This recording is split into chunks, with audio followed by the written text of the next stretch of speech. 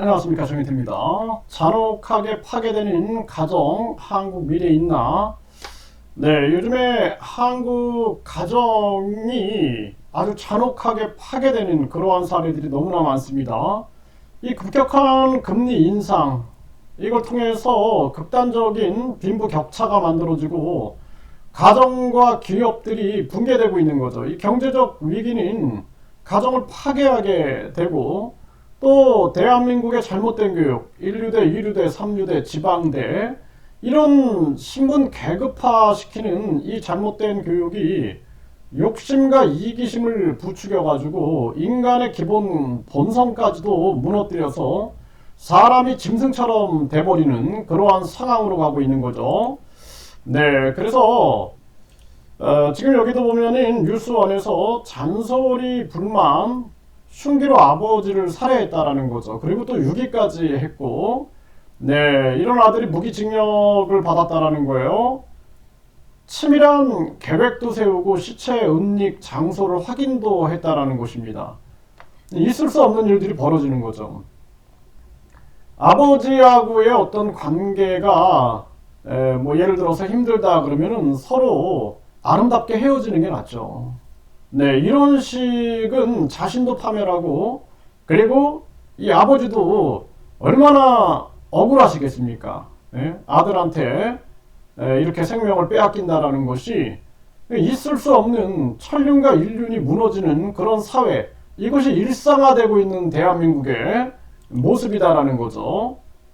네, 아내 살해 혐의 50대 현직 변호사 오늘 구속 심사를 받는다라는 건데, 1류대, 2류대, 3류대, 지방대 이렇게 해가지고 인간의 인성이라든지 도덕성, 윤리, 양심 이런 것이 주된 게 아니라 오직 그냥 시험 기계를 만들어 가지고 시험만 잘 보면 되는 식의 사회를 만들어 두니 이런 일들이 벌어지는 겁니다.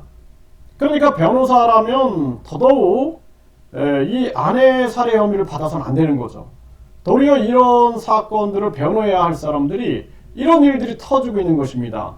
참 안타까운 상황이고, 국내 대형 로펌 재직하다가 최근 퇴사했다라고 얘기를 하고 있는데 가슴이 아픕니다. 그래서 대한민국은 빨리 교육 제도를 바꾸고, 그리고 판사, 검사, 변호사 완전 분리제도에서 분리양성, 판사는 판사만 하게, 검사는 검사만 하게, 변호사는 변호사만 하게끔 해야 합니다. 그렇지 않으면 검사 출신 변호사다, 판사 출신 변호사다, 결국에는 국민들만 고통 속에 빠지는 거예요. 그런 어떤 배경, 정관, 현관, 유착에 대한 기대성 이런 걸 통해서 결국에는 나중에 보면은 판사, 변호사, 검사가 서로 연결되고, 그리고 서로 진실을 외면하고 이렇게 된다라면은 결국에는 피해를 본 사람들끼리 피해만 더 가중되는 그런 사태가 벌어질 수 있는 거죠. 그렇기 때문에 판사, 검사, 변호사를 분리시키고 이들에 대한 양성도 완전히 분리시켜야 된다. 오늘의 판사, 검사가 내일의 변호사가 되고, 오늘의 변호사가 내일의 검사, 그리고 또 판사가 되고, 그리고 그들이 또 국회의원 배지를 달고 대통령이 되고, 이거는 있을 수 없는 일입니다. 이거 하나의 카르텔이 형성이 되는 거예요. 그리고 이것이 이기심과 결합된다라면은 사회는 아주 부당한 사회가 될 수가 있는 거죠. 심각한 문제예요. 네, 방문 잠근 남편의 인기척이 없다. 부부싸움 후 숨진 채 발견됐다. 이데일리에서 나오는데, 이게 결국에는 부부싸움을 해가지고 예를 들어서 서로 그냥 아름답게 헤어지든지 이렇게 한 사람이 죽는 거, 이런 가정이 파괴되고 무너지는 일들이 너무 극단적으로 지금 우리 사회에서 일어나고 있는 거죠. 참 가슴 아픈 현실이 아닐 수가 없어요. 뭐 요즘에 보면은 결혼이 지옥인 것처럼 그려지는 방송들, 뿐만 아니라 아이들 키우는 게 너무나 고통스럽고 힘들게 방영되는 방송들, 또 혼자 사는 것이 아주 지상 낙원인 것처럼 보도하는 방송들, 이거 좀 정신 차려야 됩니다. 우리 사회가 지금 저출생 문제로 아주 심각한 정황이고, 지금 언론 방송들도 나라의 미래를 걱정하지 않으면 안 될 정황이고, 지금 우리 모든 사회가 붕괴됐어요. 이거를 해결하기 위해서는, 이거는 뭐 제가 대통령이 된다라면은 바로 그냥 대통령 취임식에 바로 이 입시 제도를 파괴해버리는 이걸 국민투표에 붙여버려야 됩니다. 그냥 1류대, 2류대, 3류대, 지방대 이거 없애겠습니다. 그래서 모든 학위는 앞으로 국가 평생교육 진흥원장 명의로 주겠습니다. 그리고 모든 대학들은 서로 학점 운행 네트워크가 돼가지고 이 대학에서 10학점, 저 대학에서 10학점, 또 저쪽에 있는 대학에서 뭐 30학점 이런 식으로 해가지고 이 모든 학점을 합쳐가지고 150학점 이상이면은 학사학위 주고, 80학점 이상이면은 전문학사 주고, 석사, 박사도 그런 식으로 해가지고 완전히 평생교육 체제로 바꿔야 된다. 교육부는 바로 폐지시켜버리고, 이 학벌 신분 계급 사회가 아닌 한 사람 한 사람의 재능과 고유성과 그리고 호기심과 관심, 또 창의성을 꽃피우는 교육을 통해서 세계 노벨상에 도전될 수 있는 그런 교육으로 가야 한다. 입시 기계를 만드는 교육은 결국엔 비극만 만드는 거예요. 우리 사회가 지금 이렇게 비극 사회로 가고 있는 거죠. 네, 이 데일리안 보면은 또 여친과 집에서 옷 갈아입은 고교생 아들 훈계하는 엄마 머리채 잡고 수차례 걷어찼다라는 것입니다.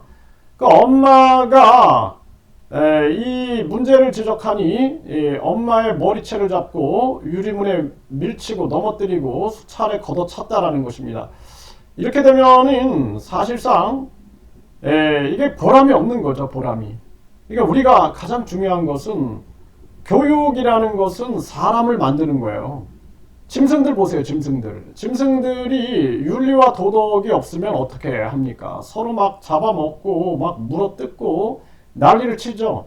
지금 우리 이 교육이 가장 중요한 인성, 그리고 양심, 그리고 도덕과 윤리를 외면하면서 천륜과 인륜을 외면하면서 빚어지는 사태가 지금 이게 돌아오는 거예요. 이게 사회적인 인과응보다 저는 그렇게 보고 있습니다. 우리 사회가 잘못된 교육을 지지했고 입시 지옥과 그리고 사교육 지옥을 지지했고 누군가는 그 속에서 입시 시장에서 돈을 벌고 심지어는 몇몇 교사들이 문제를 팔아먹고 학원에 이런 일들의 결과 만들어진 게 소수의 탐욕으로 인해서 만들어진 이 한국 사회의 현실은 이렇게 지금 무너져 가고 있다는 것입니다. 울산 일가족 참사 마지막 경고. 결국에는 은행 빚을 갚지 못해가지고 일가족이 참사, 그래서 네 가족이 사망하는 이러한 사태가 벌어졌죠.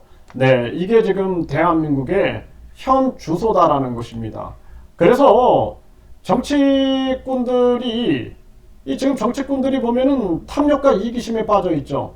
나라 걱정 안 하고 그냥 어떻게 하면 또 빼지나 달아서 자기 특권이나 누릴까. 또 비례대표 국회의원은 또 내가 차지할 수 있을까. 이 속에 지금 빠져 있는 게 지금 대한민국의 현실입니다. 그렇기 때문에 대한민국의 이런 안타까운 현실 속에서 우리가 빨리 교육제도를 바꿔야 된다. 네, 그리고 인성과 도덕과 윤리와 천륜과 인륜을 강조하고 이것이 우리 사회의 분위기가 돼야 돼요. 1류대, 2류대, 3류대, 지방대가 중요한 것이 아니다. 그리고 또 황금 만능주의가 중요한 것이 아니다. 돈이 신이 되는 세상이 돼서는 안 된다. 돈은 우리 행복과 꿈을 위한 수단이지 이것이 신처럼 숭배될 대상이 아니다라는 거예요.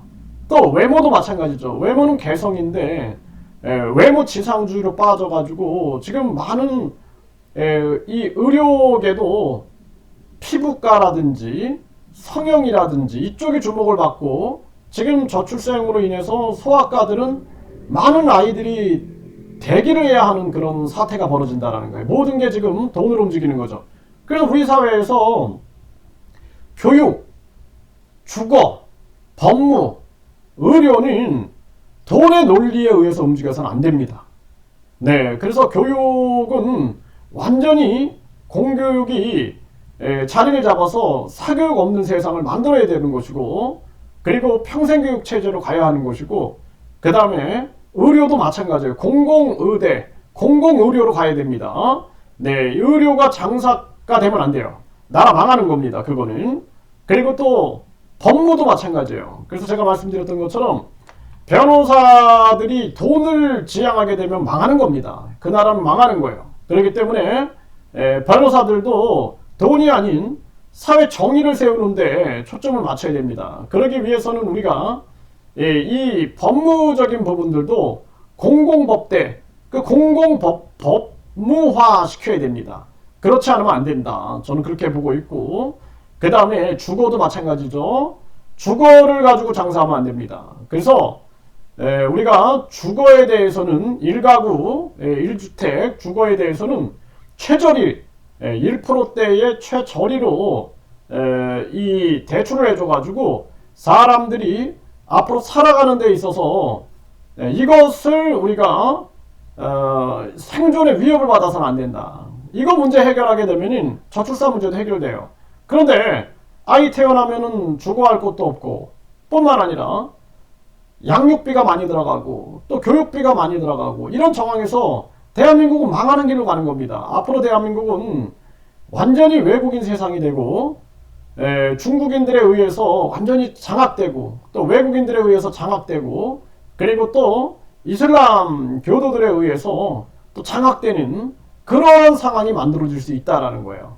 그래서 참이 안타까워요. 그래서 뭐 이슬람교도 제가 욕하는 것이 아니라, 이슬람도 뭐 극단적인 세력들이 들어오는 것이 안타까운 거죠. 종교라는 것은 서로를 인정하고 사랑과 양심을 실천해야지, 서로 대립하고 뭐 기독교, 이슬람교, 또 유대교 대립해갖고 전쟁 일으키고 그러면 한국이 얼마나 위험해지겠습니까? 그런 부분을 말씀을 드리는 거고, 또 중국인들도 마찬가지예요. 중국인들도 우리가 대한민국의 정통성과 나라의 질서를 인정하고, 그래서 우리 대한민국을 위하여 함께 움직인다라면 감사하지만, 그게 아니라 중국 공산당을 위하여 일한다든지 그렇다라면은 그거는 대한민국의 위협이 된다라는 차원에서 말씀을 드린 겁니다. 네, 지금 대한민국은 잔혹하게 파괴되고 있다. 네, 한국의 미래가 보이지 않는 정황입니다. 더더욱 문제는 정치꾼들의 문제다. 우리 국민들이라도 깨어나가지고 제3지대에서 이 바른 정치와 바른 교육과 바른 사회, 밝은 양심을 외치지 않으면 안 된다. 이렇게 말씀드립니다.